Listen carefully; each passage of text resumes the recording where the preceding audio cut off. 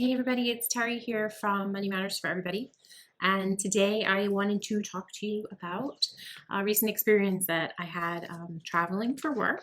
I was asked to present a poster at the Oncology Nursing Society Congress this week for my company in San Antonio. So I managed to say yes to that experience. My initial response was no. That weekend is crazy busy, so that will be a no.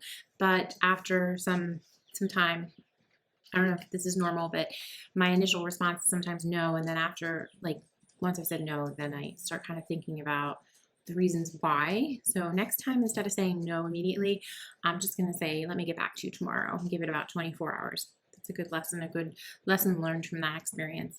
But I did manage to travel to San Antonio and present the poster. It was a great opportunity to explore a new city, but also gave a good opportunity to listen to some things going on in the oncology nursing world, which is a lot. There's a lot going on in the nursing world, the world of oncology nurses.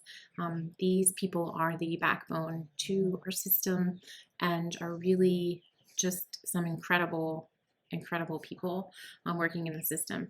One of the reminders, though, during the session, the second morning, there was a talk about nursing burnout. A couple things that came up, and I thought, ooh, thinking about them, they kind of do point back to money. So I'm going to take an opportunity to talk about that a little bit today. One of them was financial toxicity. The term financial toxicity was spoken. I must have heard it more than one time because it struck a chord with me, probably because we talk a lot about money here, but also because the cost of cancer, and I don't have any statistics for you. You can go Google statistics on the cost of cancer treatments and look that up on your own time. I can tell you it's a lot. I've known enough stories of people who talk about having to file bankruptcy because of a cancer diagnosis and going through the treatments. The medical system in the United States of America, unless you're really poor, and in the state where I live, there's a great Medicaid system for kids. So we really do a good job taking care of kids, but outside of that, we don't do a very good job taking care of anybody else. And obviously, there's a cost associated with doing so. So implementing a system like that for the greater good would require not spending money in other areas. And of course, anytime the government gets involved, there's huge inefficiencies. So let's get back to the point, though. The term financial toxicity was used, and it reminded me of a couple things. So I have my own views on cancer and the cost of cancer and cancer screening. I saw some research about there's a cancer vaccine. I know there's the HPV vaccine, and I'm not going to give my medical opinion here, but the purpose of what I want to talk to you about is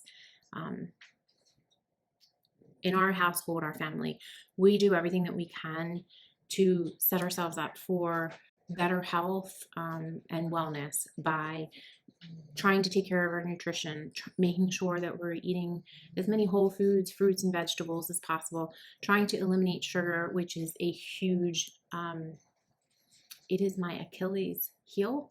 I love sugar. I would venture to say there is already scientific proof that sometimes sugar can hit an area of the brain. It's the same area of the brain where drugs, cocaine, will hit. So there, I really have to do my best to just mitigate and manage it and try to stay away from it as much as possible. So I try to apply the 80-20 or the 90-10 rule. And when I do eat sugar, I really try to be intentional about when or why. If it's Sunday, maybe Sunday supper, we have dessert or ice cream, because I love ice cream. That's definitely my Achilles heel. And making brownies and any baked goods, apple pie for the family. So we try to have it homemade first and foremost, so there's not a lot of garbage in it. But trying to keep nutrition up, making sure you're getting fruits and vegetables, proteins, healthy fats, and also trying to make sure you get exercise. In this household, we do quite a bit of walking, and I try to lift. So push-ups, squats, and really trying to do strength training exercises, and then balance and coordination. We definitely have sleep absolutely at the forefront. So sleep is so good for mental health disturbances. If you're not getting good sleep, your mental health is going to take a hit. But also it causes any sleep deprivation, and they already know that nurses who work night shift work, are at an increased risk of pretty much everything you can imagine, including cancer. Um, Utilizing and implementing good stress relief um, processes and practices. So meditating, I usually start my day on my yoga mat. I'm actually doing a 30 days of yoga with Adrian here on YouTube, and it's really helpful to kind of center me. But something else that actually came up recently was fasting. So I was on this trip, and sometimes it's just inconvenient to have to go find food. So for breakfast, I would fast through and make it till lunch. And it was just kind of one of those like reminders that fasting is so good for everything. There is nothing that fasting isn't good for, in my humble opinion. But fasting also saves money. So that was kind of how I pointed it back to money matters for everybody. If you are trying to improve your financial wellness and also improve your physical wellness, fasting is a great option. I'm not giving medical advice. I'm giving you what I do, what our family does, the things that we implement. Not perfect at it. There are some people, I'm sure, that are much better at fasting than we are. A couple years ago, I did complete a 7-day fast. I didn't think that I would ever be able to complete a 7-day fast, but I did it. So some of the resources that I would recommend for friends and family interested in learning about fasting is absolutely the Obesity Code and the Diabetes Code by Dr. Jason Fung. And also for a more of a laid back book that is a little easier to read if you're non-scientific, non-technical, would be Jen Stevens' Delay Don't Deny.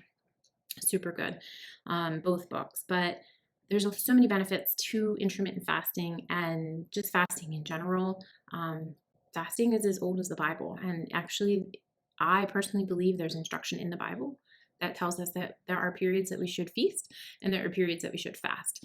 Am I good at it? I'm not a I'm not an expert, super advanced faster. Like if in my ideal fasting world, I would have the motivation to complete a 3-day fast every month and then be in a state of intermittent fasting of either a 16-8, 16 hours of fasting, 8 hours of eating, or an 18-6 or a 24, 23-1, a good periodic fasting schedule. I do couple weeks ago we came back from vacation and I did drop back into like a low carb lifestyle, which actually works to curb hunger for me. So that really works very well. And the next step into from low carb, you find you're not hungry. So it's a natural progression right back into fasting. And I have been finding that I've been able to skip breakfast most days. Fun fact, oftentimes you'll hear from well-meaning people that breakfast is the most important meal of the day. And I would argue you're certainly right, it is, but it doesn't have to be before noon. Okay, anytime you break your fast is your breakfast. And you certainly want to be careful as to what you're putting in your food. This coffee that I drink with cream and not sugar, just stevia, probably not the best choice. Like a good protein with a healthy fat would be a really good choice. So maybe some like scrambled eggs and avocado would be excellent. But the purpose of telling you this is just to give you a little bit of information and a little bit of insight and maybe something to think about. Do you fast? Have you fasted? And thinking about how fasting works to improve your health, because it's well studied. You can go research that. But some of the things that I've learned through fasting, I wanted to share with you. And then also the financial piece of it. If you're not spending, I don't even know what the average person spends on food, because in this house we prepare our food. We don't oftentimes do take out, take away.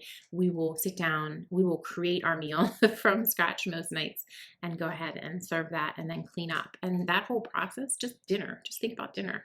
It's at least 30 minutes probably from the time we start to the time we sit down at the table, and then about a 30-minute meal, and then maybe 15-20 minutes cleaning up.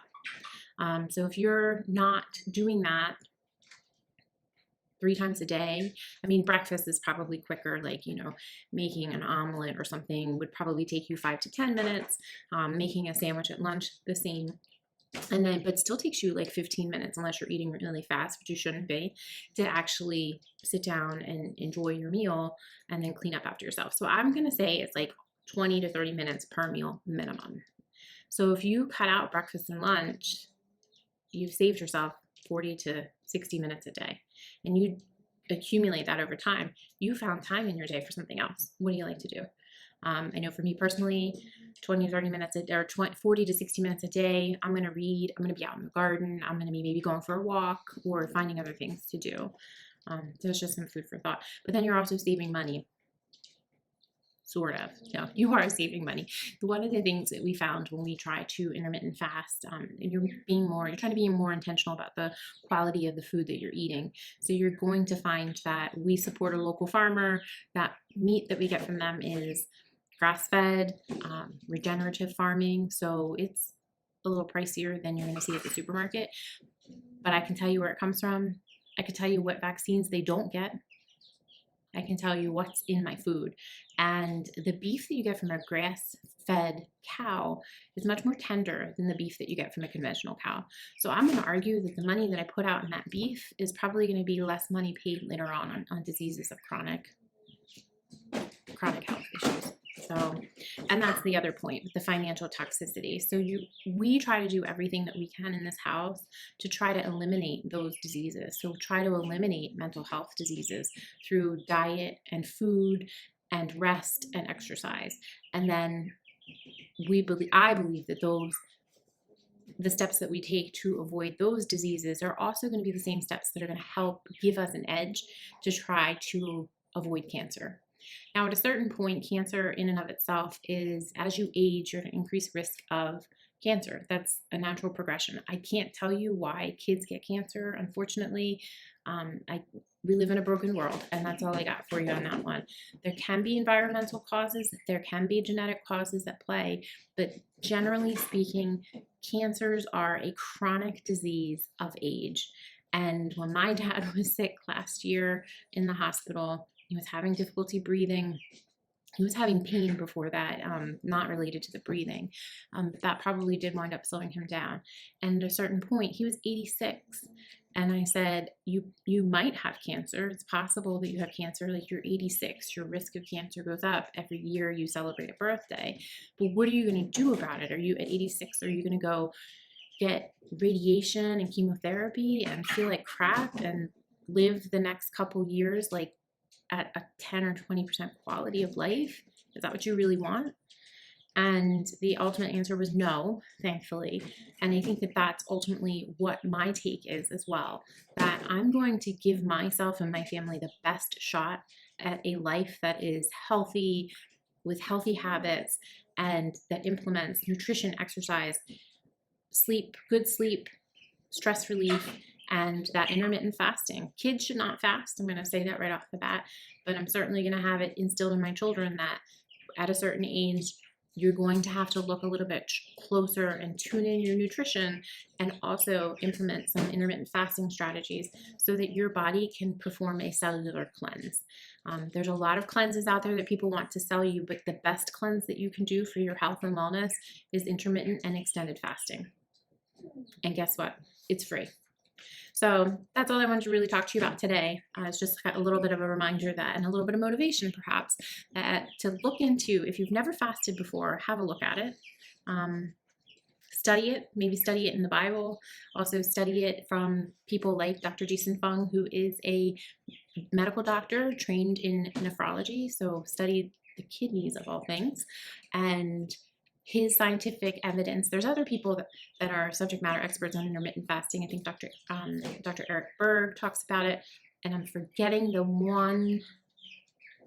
I'll put a comment on the link in, and if I can find any pictures of San Antonio and the Riverwalk, I'll definitely pop them in here. But definitely a city to visit, I think.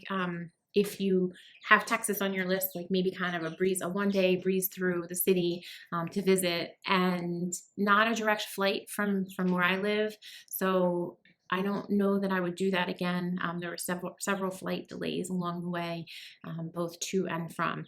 But maybe going to Texas in April isn't a good idea either, because there is pretty bad weather in that area. So I hope that you found this video helpful. If you have any questions, comments, you can put them in the comment section below and I will try to respond to them. Otherwise, I hope you have a great week.